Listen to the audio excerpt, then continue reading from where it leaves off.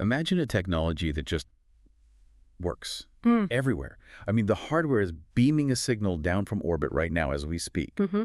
It's covering the Sahara, the middle of the Atlantic, you name it. Yeah. Our neighbors, Zimbabwe, Mozambique. Yeah. You're logging on, they're running businesses with it. But not here. But here, in the most industrialized economy on the continent, you look up to connect to that exact same signal, Yeah. and you just hit a wall. And it's not a technical wall, is it? It's a legal one. Exactly, a legal firewall. It's such a strange contradiction. We're sitting here, it's January 2026, and the whole Starlink situation in South Africa has become something much messier than just, people wanting faster internet.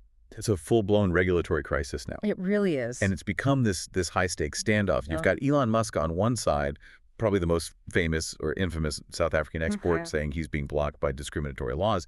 And on the other, you have the government just digging in its heels. And millions of people are just stuck in the middle, tired of watching a loading screen. But, and this is why we're doing this deep dive, if you only look at it as billionaire versus government, you're missing the real story, aren't you? You're missing the whole point. We've been digging through a lot on this, but one piece that really cuts through the noise is an analysis by Johan Steyn. Yes. The article is called The Starlink Standoff and the Integrity of South African Policy. And his argument is just fascinating. He says the real danger here isn't about whether people can stream Netflix. Yeah? It's about the rule of law itself. He calls it a stress test of the entire system. He does. He talks about this idea of ad hoc rulemaking, which sounds a bit dry, I know. A little bit. But the idea behind it is actually terrifying. Yeah. He says if a government starts bending its own rules for one powerful person, even for a good reason like connecting the country, they might accidentally demolish public trust in the entire legal system. So that's the mission for our deep dive today. How does a fight over satellite internet spiral into a crisis of governance? What happens when you start making up the rules as you go? To get that, we have to start on the ground. Why is Starlink still stalled? The satellites are up there. The tech works. But you can't just go buy a dish in Cape Town. Why not? It all comes down to one law, the Electronic Communications Act. Okay. In South Africa, if you want a telecom license, you have to comply with the Black Economic Empowerment Framework, or BEE. And specifically, you need to be 30% owned by historically disadvantaged groups. And we should probably clarify for our listeners everywhere, BEE isn't just some random tax. No, not at all. It's a post-apartheid policy. It's designed to redistribute wealth to Black South Africans who were legally shut out of the economy for decades. It has serious historical weight. Exactly. The government sees it as completely non-negotiable. But then you have SpaceX. Starlink's parent company. Right. And they're a U.S. company with a global policy of pretty much never selling off equity in their local operations. They want 100% ownership to control the tech. And that's where the friction starts. Because Musk hasn't just politely said, sorry, doesn't fit our model. Oh, he's been vocal. Vocal is a very polite way to put it. He's gone public, calling the rules discriminatory, even racist. And he loves to point out the irony that he was born in Pretoria, but he can't get a license to do business there because he isn't Black. He called it an absurd situation. And because of this deadlock, you've got the regulator, ICASA, drawing this hard line. They're issuing warnings saying if you smuggle a kit in from Mozambique, you're breaking the law. Threatening crackdowns, confiscations. Works. Which leaves ordinary people in a terrible spot. We saw a stat that less than 14% of South Africans have reliable home internet. That's a staggering number. It is. So you have a solution literally beaming down from the sky, and the government is saying, don't touch it, the paperwork's not right. It's an unstoppable force meeting an immovable object. Yeah. But then, late last year in 2025, the object wiggled a little bit. It did. The government realized it couldn't just say no forever, so they tried to pivot. This is where the story gets really good. The Minister of Communications issued a new policy directive. They brought in something called equity equivalence. This is the so-called fix. So break that down. What does it actually mean? Well, on paper, it's pretty smart. The government basically said, okay, if you're a big multinational and you really can't sell 30% of your shares, Right. we'll let you invest that value instead. So instead of giving away a slice of the company, you just invest in the local community. Kind of.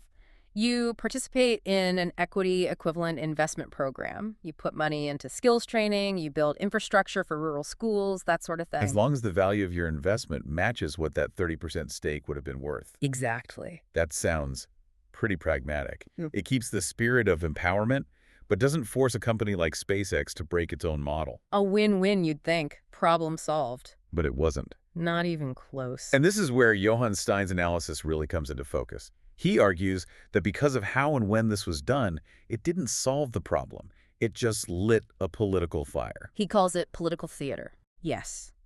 Because this directive didn't just appear out of nowhere. It came right after Musk had been all over the news, right after headlines were screaming about South Africa being left in the dark. So it didn't look like a normal policy update. It looked like the Musk clause. Precisely. And that perception just split the country down the middle. You have the opposition, the Democratic Alliance, cheering it on, saying, finally, this connects 15 million people, let's just do it. But the pushback was just as strong, if not stronger. It was fierce. And Steyn highlights how the debate just shifted instantly from policy to identity politics. Well, We have Julius Malema, the leader of the EFF, framing this in really, really charged language. He called Starlink a tool for white insurrection. wow. White insurrection. I mean, that takes a debate about internet service and turns it into something else entirely. It turns it into a national security threat. The EFF's argument is that this equity equivalent idea is just a loophole, a special bypass created for a white billionaire so he can avoid the transformation laws that everyone else has to follow. They see it as caving to foreign pressure. And, you know, if you look at the timing, you can see why they'd say that. It looks like a bypass. But then, to show you how wild the theater gets, you look at the other extreme. Right, the conspiracy view. The idea, pushed by commentators like Willem Petzer, that the government is blocking Starlink on purpose. Not because of the law, but because they actually want people to be offline. The state-enforced ignorance theory. Yeah, the argument that the government wants people to be dependent on state media, cut off from global information because it protects their power base. So you've got white insurrection on one side, government conspiracy on the other, and a dry policy document in the middle. It's just chaos. And this brings us right back to Steyn's core point in his article. The problem isn't the policy itself. Equity equivalents are used in many countries. The problem is the theater. The problem is what he calls personalized policy. I highlighted that term, personalized policy. No. That really nails it. It's the key insight. When a government changes a major rule, and it looks like they're doing it for one guy, for Elon Musk, because he complained loudly on social media, The whole system loses legitimacy. it collapses. Because law is supposed to be impersonal, right? It's supposed to be universal. The second it looks like a private negotiation between a president and a CEO, it's not law anymore. It's a favorite. Or a surrender. And Steyn's warning is that once you go down that road, the whole regulatory system stops looking predictable. And investors hate unpredictability more than anything. So let's play that out. If I'm another tech company, maybe a cloud computing firm, and I'm looking at South Africa, I see that the rules can change based on who's in the news that week. Am I going to invest my money there? Steyn says you don't. Ad hoc rulemaking scares away capital. He explicitly says in the article, when policy looks personalized, future tech investors stay away. It's a huge red flag.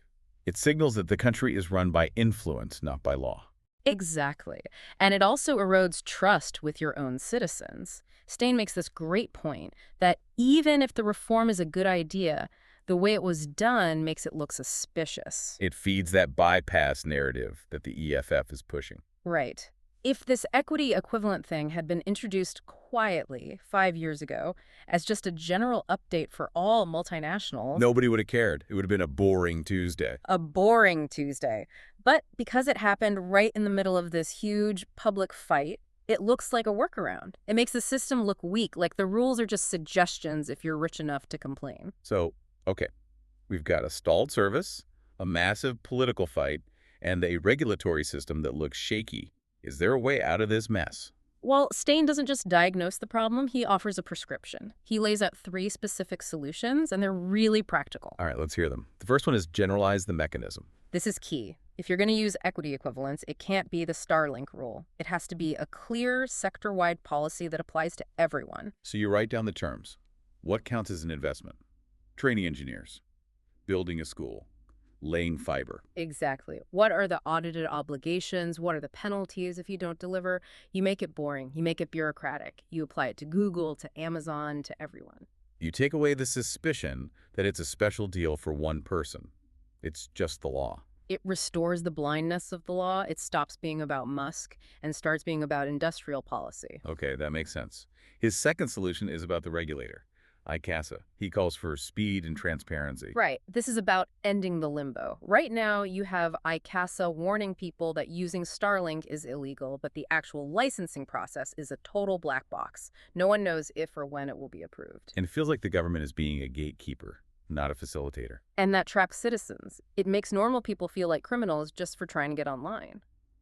Steyn's point is that the regulator has to move faster. You can't hold back a technology this powerful with a slow, opaque process. Either ban it or license it. The uncertainty is the worst part. And that leads to his third point, which I think is the most important one. Strategic infrastructure. This is about changing the entire mindset. Stop treating the internet like a political football. Stop using it as a proxy for identity politics. Yes. Connect the debate to the real victims. We aren't hurting Elon Musk by blocking this. He's fine. He'll sell his dishes somewhere else. Of course. The people who are losing are the learners in rural areas who can't get to Wikipedia. The small business owner in the Eastern Cape whose card machine is always down. It's easy to forget them when the headlines are all about billionaires and insurrections. But that 14% connectivity number, those are real people. Steyn's point is to depoliticize it. Treat connectivity like a strategic necessity, like water or electricity. Then the debate becomes about logistics, not ideology. But Steyn doesn't stop there. He zooms out at the end of the article. He says this whole Starlink saga is just a test run. A dress rehearsal. He calls it the next wave argument. And this is the part that should honestly be keeping policymakers up at night. Because Starlink is just the beginning. It's the first of many. We're talking about AI. We're talking about global decentralized finance, digital identity systems. Things that are way more complicated than a satellite did. Way more complicated. All of these technologies smash up against local regulations. They don't respect borders. And the question Steyn asks is, if South Africa can't handle a satellite internet company without a national meltdown, how on earth are they going to handle AI? That is a chilling thought. AI brings up data privacy, labor rights, copyright. Bias, national security, everything. The challenge is, can the state govern modern tech with rules that are fair, predictable, and fast? Or is every single innovation going to trigger a new political war and a new special directive? We're watching a case study in real time. Starlink is the canary in the coal mine. It really is. And how this ends will set the precedent. If they get it right, if they can standardize the rules, depoliticize the rollout, it sends a signal that South Africa is open for business and knows how to regulate responsibly. But if they fumble it? Then it sends the opposite signal, that South Africa is closed for innovation. Or worse, that it's only open if you're willing to play a messy, unpredictable political game. And most big companies won't bother. It just shows how fragile that regulatory trust really is. And that's why the article is titled The Integrity of South African Policy. It's not about the tech. It's about the integrity of the system that governs the tech. And once you lose that, it's so much harder to rebuild than a cell tower. You lose credibility. So we've gone from a story about slow internet to a legal thriller. And finally to a warning about the future of governance itself. That's usually where the real story is, isn't it? It really is. So let's just recap the journey for you. Yeah. We have Starlink, ready to go, but legally blocked by a 30% ownership rule with deep historical roots. We have a government that tried a patch with equity equivalence, which only sparked a political firestorm, from claims of white insurrection to state-enforced ignorance. And through it all, Johan Steyn's analysis warns that this personalized ad hoc rulemaking is just incredibly dangerous. It scares away investors and it destroys public trust. And the only way out is to create clear, general rules, move fast, and remember that this is about connecting people, not about politics. It's a lot to think about. For sure. And I think that brings us to the final thought I want to leave with you today. We often cheer when a government bends the rules to let a cool new technology in. We think, great, progress, get out of the way, bureaucracy. But we rarely stop to ask what the cost of that is. Right. If a government bends the rules to let the future in, do they accidentally break the very foundation of the law that's meant to protect everyone? Exactly. And as AI is knocking on the door, is South Africa's system, or any country's for that matter, ready to be impartial? Or are we just destined for a future where every technological leap requires a new political fight? That is the question. And if you want to dive deeper, I really do recommend reading Johan Steyn's full article. It's a masterclass in cutting through all the noise. Thanks for diving deep with us today. Until next time.